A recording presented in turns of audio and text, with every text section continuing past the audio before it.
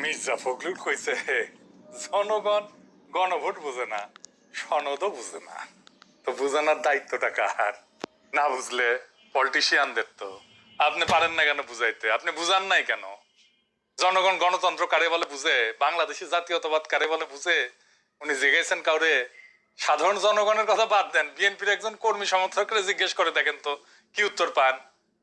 এর মধ্যে দেখলাম জয়নুল আবেদিন ফারুক গণভোটে না ভোট দেওয়ার আহ্বান জানাইছে। দেখেন এই নিরেট বেকুবড়ে আপনি কি বলবেন? হুদাই পলিটিক্স করে, পলিটিক্স এর পও বোঝে না, পলিটিক্স করতে আসছে। এমপি মন্ত্রী মিনিস্টার হয়ে যায়, হুইপ হয়ে যায়। তার দলকে জুলাই সনদের বিরোধী? তার দল তো লাফাইতে লাফাইতে গিয়ে জুলাই সনদে সাইন করে এসেছে। গণভোট তো হবে জুলাই সনদের উপরে, মানে সে যেইটাই সাইন করে এসছে তার উপরে গণভোট হবে। এরা দেখেন দেশ চালানোর খায়েশ করে। আচ্ছা তর্কের খাতিরে ধরে নিলাম বিএনপি জুলাই সনদের বিরুদ্ধে, তারপরে ধরেন গণভোট হয়েছে এবং জুলাই সনদ বিরোধীরা মানে বিএনপি আর আওয়ামী লীগও তো জুলাই সনদের বিরোধী, তারা না ভোট দিছে, ফলে গণভোটে না জিতে গেছে। তাইলে রক্তে লেখা জুলাই সনদের পরিণতি কি হবে? আমার তো শত্রুর অভাব নাই, শত্রুরা বেশিরভাগই মূর্খসোদা। তাই মূর্খসোদারা এসে বলবে জুলাই সনদকে ফালতু কইছে এপি নাকি কয়দিন আগেই। আজ জুলাই সনদ প্রেমে গদ গদ হইছে। আমি এখনো মনে করি জুলাই সনদ ফালতু। এইটা আমরা বিপ্লবের পরে যে রাষ্ট্র তৈরি করতে চাইছিলাম, অন্তত আমি চাইছিলাম, সেটা করতে পারবে না। কিন্তু এটা দেশের সব রাজনৈতিক দল আলাপ আলোচনা করে এটা পর্যন্ত আগাইছে, সেটা একটা মূল্য আছে না? জুলাই সনদ হ্যাঁ ভোট পাইলে ভালো, রাজনৈতিক দলের সমঝোতা জনগণ মাইনে নিছে, এটা বোঝা যাবে। আর যদি না ভোট পায় তাইলে জনগণের আকাঙ্ক্ষাকে রাজনৈতিক দল ধারণ করতে পারেনি, এটাই বোঝা যাবে। অনেক এখন কইতেছে গণভোটে না জয়ী হইলে আমরা কি 2024-এর 5ই আগস্টের আগে ফিরে যাব? না, যাব না। কেন যাব না সেটা বুঝতে হইলে একটা গভীর দার্শনিক আলাপে প্রবেশ করতে হবে। আবার ডরেন না, চেলচেলায় বুঝা যাবেন। এই বিষয়গুলো বোঝা দরকার আছে সবার। এটা না বুঝলে রাজনৈতিক দলগুলো সবসময় মাথায় কাঁঠাল ভেঙে খাবে আর ধুনফুন বুঝাবে, ওরা নিজেরাই বুঝে না। তো ইতিহাসকে, রাজনীতিকে, ঘটনাকে ব্যাখ্যা করতে শিখবেন, তাইলে মজা লাগবে। এরপরে কখনো পিনাকির ভিডিও যদি নাও আসে তাইলে নিজে নিজে পথ চিনে নিতে পারবেন। এটাতেই বুঝবেন কেন হাসিনা বা আওয়ামী লীগের প্রত্যাবর্তন আর সম্ভব না। এই দার্শনিক আলোচনায় বুঝবেন কেন বাংলাদেশ আর কখনো পাকিস্তান হবে না, এটাও বুঝবেন। কেন বাংলাদেশকে আর কখনো পদানত করতে পারবে না ইন্ডিয়া, এটাও বুঝবেন। আসেন এই আলাপে ঢুকি। 2024 বলেন, 1971 বলেন, বা ফরাসি বিপ্লব বলেন, এগুলো বুঝতে হলে আমাদের একজন ফরাসি দার্শনিক আলাবাদীর শরণাপন্ন হইতে হবে, নাইলে আমরা কখনো 2024 বুঝবো না। আর সারাক্ষণ আতঙ্কে থাকবো এই হাসিনা বোধহয় চট করে ঢুকে গেল, আবার ফেসিবাদ ফিরে আসলো নাকি। উনি জন্ম নিয়েছিলেন 1937 সালে, আমার চাইতে 30 বছরের বড়।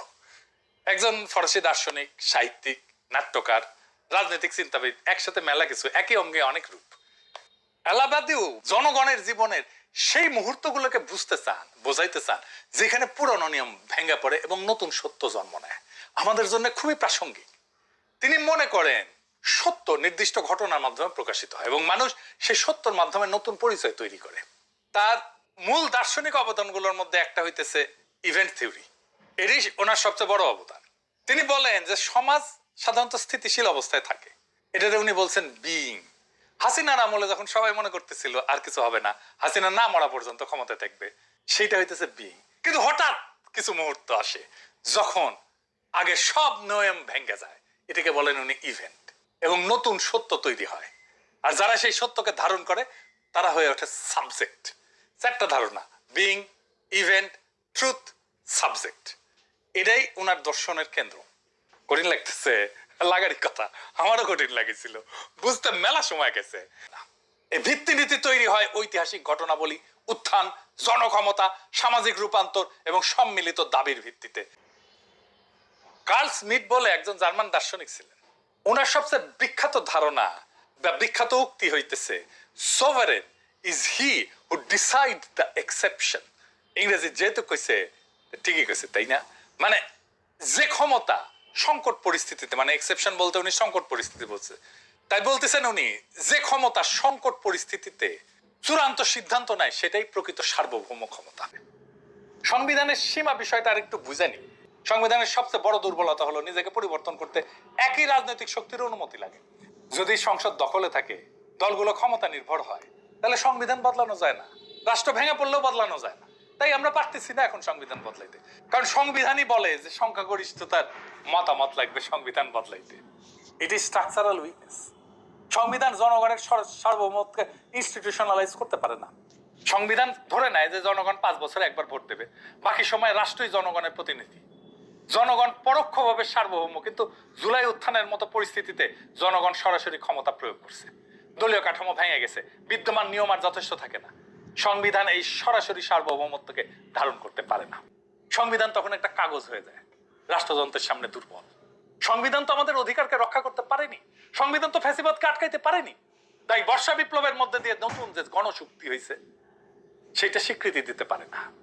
এই জন্যই জনগণকে নতুন চুক্তি লিখতে হয়, নতুন সংবিধান লিখতে হয়।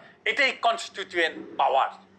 তাই গণভোটে যদি হ্যাঁ পড়ে, মানে জনগণ সনদের প্রস্তাবগুলো সরাসরি অনুমোদন করছে, দলগুলোর উপরে সনদ বাস্তবায়নের নৈতিক রাজনৈতিক বাধ্যবাধকতা তৈরি হবে।